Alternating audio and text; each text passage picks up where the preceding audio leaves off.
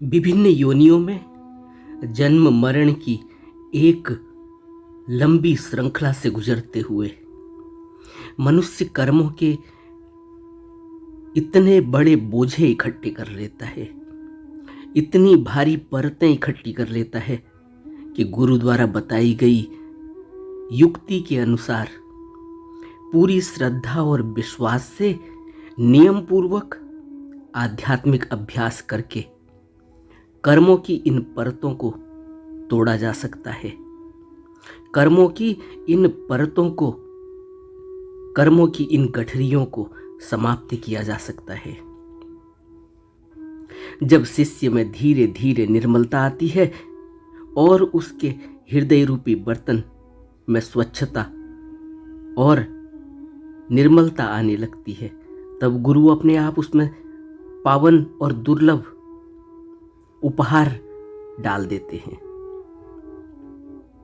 गुरु की सुरक्षा और सहायता हर समय उपलब्ध है,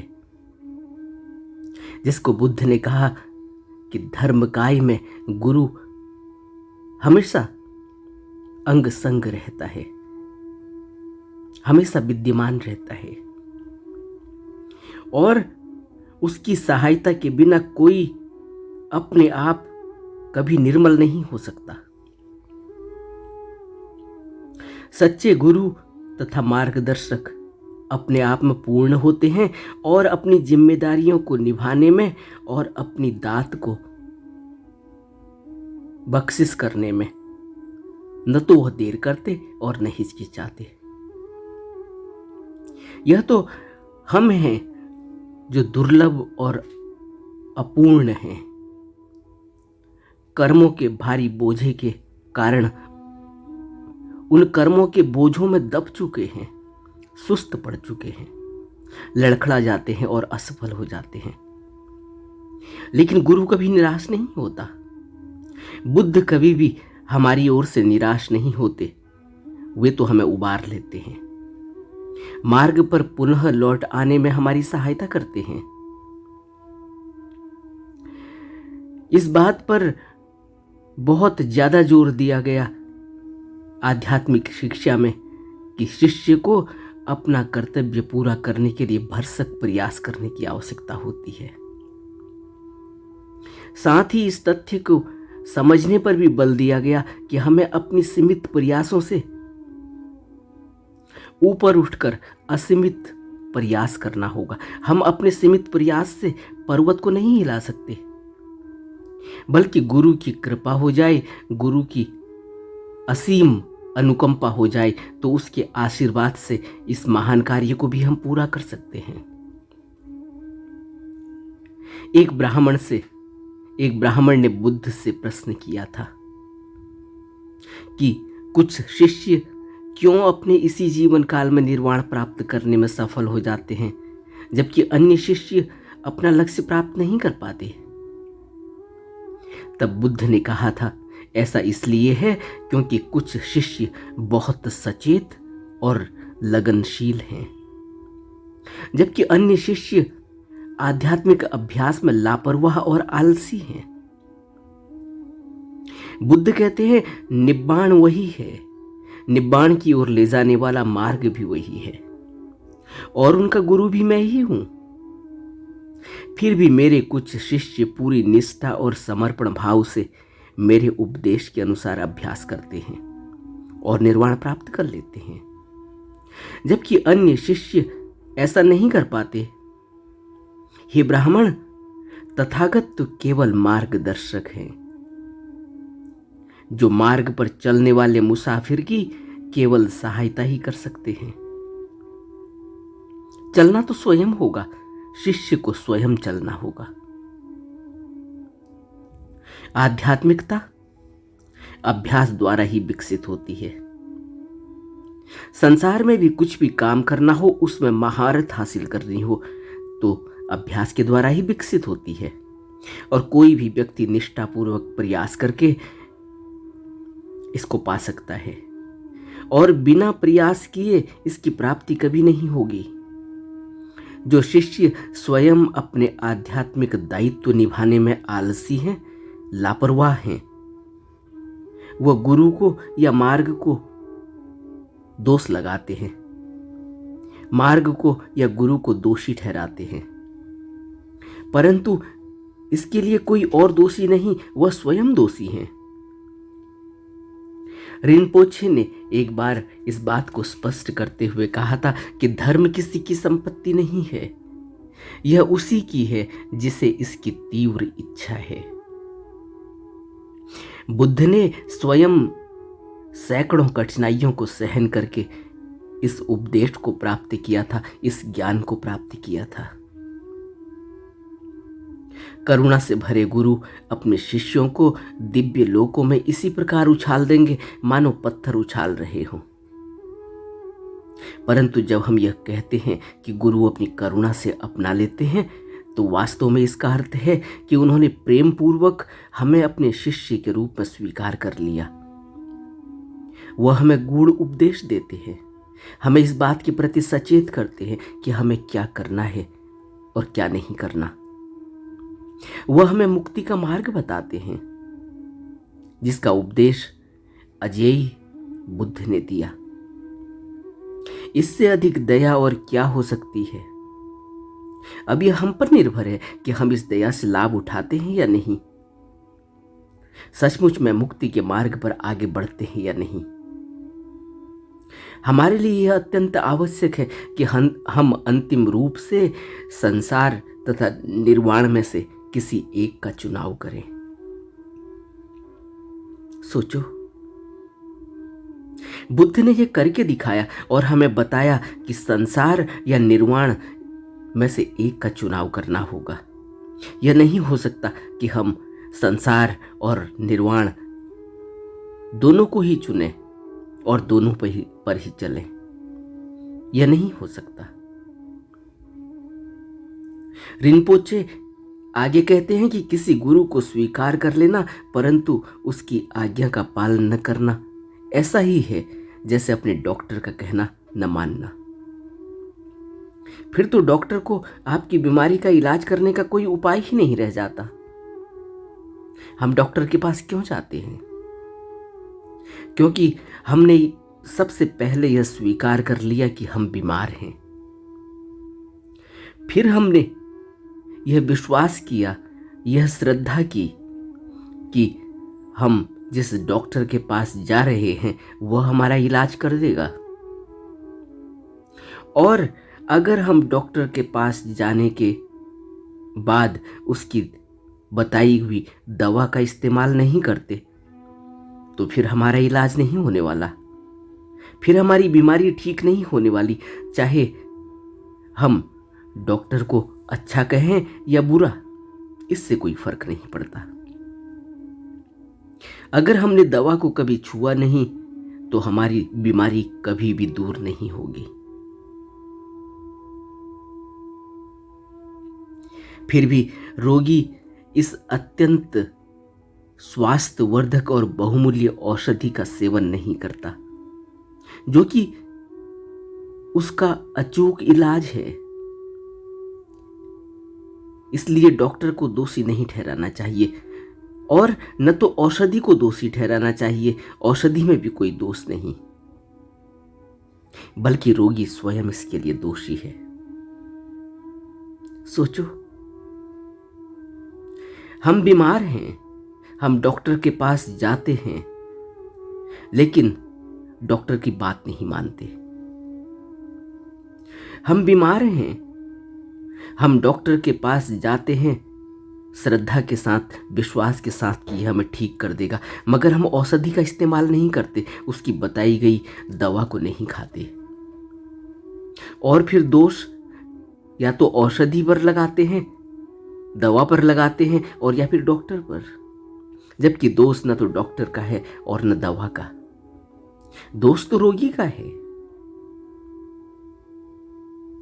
यह पूरी तरह हम पर निर्भर करता है कि हम गुरु के निर्देशों और उपदेशों के अनुसार अभ्यास करते हैं या नहीं। अपने बहुमूल्य मनुष्य जीवन को सार्थक करने तथा अपने जीवन के अंत तक धर्म को आत्मसात करने का अधिक से अधिक प्रयास करते हैं या नहीं, यह हम पर निर्भर करता है।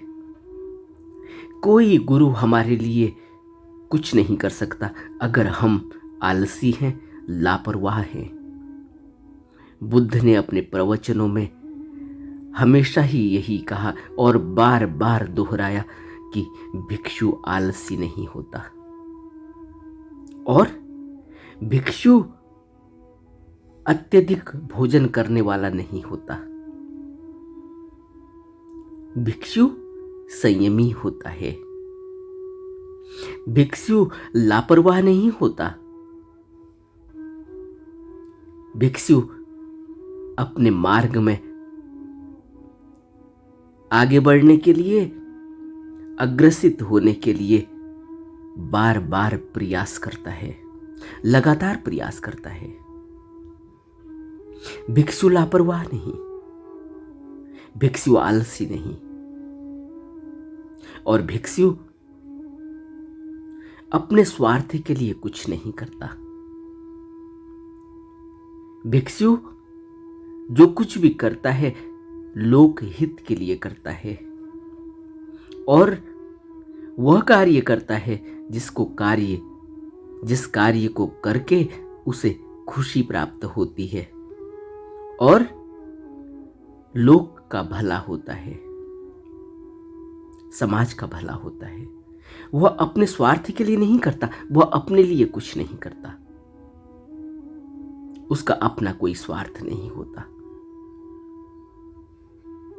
सोचो, हमारा जीवन किस तरफ बढ़ता जा रहा है। कभी हमने इस बात को अपने एकांत में बैठकर कभी सोचा? जीवन हमने कैसा जिया है अब तक और आगे को हम अपने जीवन को कैसा बना रहे हैं, यह इस बात पर निर्भर करता है कि हमारा वर्तमान में चल रहा प्रयास कैसा है। हमारे अंदर अभी तक कितनी लापरवाही है, कितनी बेपरवाही है, और अभी तक हमारे अंदर बुद्ध की शिक्षा के प्रति, गुरु की शिक्षा के प्रति कितना प्रेम और कितना विश्वास पैदा हुआ है, कितनी लगन पैदा हुई है, और मार्ग में आगे बढ़ने के लिए हमारा प्रयास किस अवस्था का है। हमने अपने जीवन को किस तरह से उपदेशों के अनुसार ढाला और लगातार हम ढाल रहे हैं, लगातार हम प्रयासरत हैं। इसके लिए हमने अपनी जिम्मेवारी को कितना समझा है, इस बात पर निर्भर करता है कि हमारी आध्यात्मिक उन्नति कैसी होने वाली है। जीवन तो पल भर के बाद शायद न मिले, शायद पल भर का ही जीवन हो, लेकिन इस अगले पल के लिए हमारी क्या तैयारी है, और अपने जीवन को आध्यात्मिक उन्नति तक पहुंचाने के लिए, आध्यात्मिक शिखर तक पहुंचाने के लिए उन उपदेशों को हमने कितना अपने हृदय में बैठा कर रखा हुआ है। यह इस बात पर निर्भर करता है कि हमारी रोजमर्रा की जिंदगी कैसी चल रही है। रोजमर्रा की जिंदगी में हमारा अभ्यास के प्रति कितना रुझान है, और हमारे हर बीते जाने वाला पल हमारे प्रयास और हमारे बुद्धि और विवेक की खबर देता है, क्योंकि आने वाला पल हमारे पिछले पल पर टिका हुआ है। अगर हमारा पिछला पल सांसारिक भोग, इच्छाएं, तृष्णाएं और आशाओं के पीछे लगा हुआ था, तो हमारा आने वाला पल भी उसी ओर बढ़ने वाला है। हमें इस बात पर विचार करना होगा, क्योंकि हर आने वाला पल पिछले पल की तरह से ही आगे बढ़ता है। पिछला पल आगे आने वाले पल की खबर है कि हमारा जीवन कैसा जिया गया और आगे को कैसे जिया जाने वाला है। यह हम पर निर्भर करेगा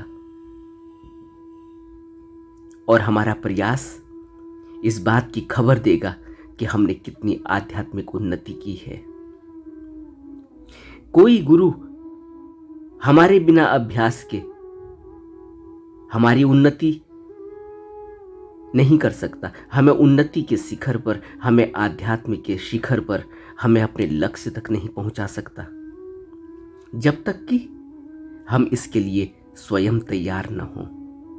इसीलिए बुद्ध ने कहा कि तथागत तो मार्गदर्शक होते हैं, तथागत तो मार्ग दिखलाते हैं, चलना तो हमें स्वयं पड़ेगा। अगर हम न चलें तो ठीक है, हम ऐसे ही रहेंगे। तथागत हमारे लिए कुछ नहीं कर सकते। और अगर हम चलने के लिए तैयार हैं तो तथागत की तरफ बढ़ता हुआ हमारा एक कदम तथागत हमें 100 कदम आगे की ओर धकेलते हैं। हमारा एक कदम हमें 100 कदम, 1000 कदम आगे को बढ़ने की प्रेरणा देता है। और यह प्रेरणा हमें तथागत से, गुरु से, सतगुरु से, बुद्ध पुरुष से मिलती है, जिसने हमें स्वीकार किया है। लेकिन अगर हम अपना पहला कदम ही न बढ़ाएं तो फिर सारी ताकत होने के बाद, सारी गुरु की कृपा होने के बाद, सारी बुद्ध की, तथागत की करुणा और दया होने के बाद भी हमारा आत्मिक उत्थान नहीं हो सकता। क्यों? क्योंकि हम आगे बढ़ने के लिए तैयार ही नहीं। तो यह हम पर निर्भर करता है कि हमने अपने आप को गुरु के हवाले किया या नहीं। इसीलिए बुद्ध ने सबसे पहले बुद्धम शरणम गच्छामि कहा है कि अगर किसी भी व्यक्ति को, किसी भी शिष्य को, किसी भी आध्यात्मिक मार्ग में चलने वाले को अगर इतनी तड़प है, इतनी लगन है, तो सबसे पहले उसको बुद्धम शरणम गच्छामि कहना होगा, करना होगा। अपने को बुद्ध के हवाले करना होगा, बुद्ध की शरण में छोड़ देना होगा। उसके बाद धम्मम शरणम गच्छामि और उसके बाद संघम शरणम गच्छामि। लेकिन सबसे पहले बुद्ध की शरण लेनी होगी। अपने को छोड़ना होगा, अपने को हवाले करना होगा कि मेरा हाथ पकड़कर मुझे इस मार्ग पर आगे को बढ़ाएं। मैं तैयार हूं, मैंने अपने को छोड़ा। अब मेरा कोई अहंकार नहीं, अब मेरा कोई मैं भाव नहीं। अब जो आप कहेंगे मैं वह करने को तैयार हूं। लेकिन फिर वही बात आ जाती है कि हम शरण ले नहीं पाते। और आध्यात्म की राह पर चलने के लिए यह पहला कदम है, बुद्धम शरणम गच्छामि। सब इसके बाद शुरू होता है। देखा ना, दीक्षा मिलती है, उससे पहले बुद्धम शरणम गच्छामि। सबसे पहले श्रद्धा और विश्वास होनी चाहिए गुरु के प्रति, बुद्ध के प्रति, तभी तो बुद्धम शरणम गच्छामि होगा। और जैसे ही शरण ली, सब खत्म हो गया, सब चला गया। मैं चला गया, मेरा अपना चला गया, मेरा अहम चला गया, मेरा अहंकार चला गया, मेरा मैं भाव चला गया। अब मैं नहीं हूं। अब तो जैसा गुरु कहेगा मैं वैसा करूंगा। अब मेरी गर्दन नहीं उठेगी। मेरी गर्दन, मेरी आंखें गुरु के चरणों पर टिकी हुई हैं। इतना गहरा अहोभाव चाहिए, इतना गहरा ग्रेटिट्यूड चाहिए, इतनी गहरी लगन और तड़प चाहिए, इतनी गहरी प्यास चाहिए आध्यात्म की। और फिर जो मिल जाता है उसका कोई भी कंपैरिजन नहीं है, उसका कोई मेल नहीं, उसका कोई मिलाप नहीं। वह अद्भुत है। वह बुद्ध का साक्षात प्रकट रूप शिष्य के अंदर प्रकट हो जाता है।